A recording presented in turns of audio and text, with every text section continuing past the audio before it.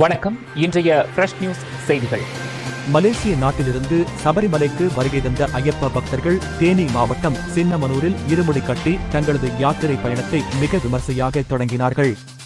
மலேசிய நாட்டில் உள்ள மலேகா ஐயப்பா சேவா சங்கம் சார்பில் ஐயப்ப பக்தர்கள் ஏராளமானோர் கார்த்திகை முதல் வாரங்களில் மலேசிய நாட்டில் தங்களின் விரதத்தை தொடங்கி பல்வேறு விசேஷ பூஜைகளை நடத்துவதும் அதனைத் தொடர்ந்து சபரிமலை மகரஜோதி தரிசனத்திற்கு வருகை புரிவதை வழக்கமாக கொண்டுள்ளனர்.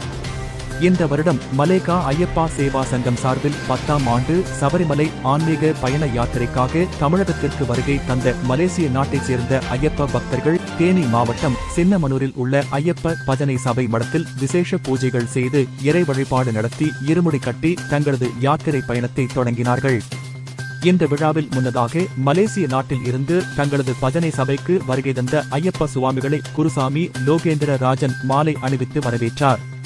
அதனைத் தொடர்ந்து பஜனை பாடல்களை பாடி சுவாமி ஐயப்பனுக்கு சிறப்பு விசேஷ பூஜைகளை நடத்தி சபரிமலையில் உள்ள ஐயப்ப சுவாமிக்கு நெய் அபிஷேகம் செய்வதற்காக தேங்காயில் நெய் ஊற்றியும் பச்சை அரிசி வெற்றிலை பாக்கு உள்ளிட்ட பல்வேறு பூஜை பொருட்களை இருமுடியாக கட்டி தலையில் சுமந்தபடி தங்களின் சபரிமலை புனித யாத்திரையை தொடங்கினார்கள்.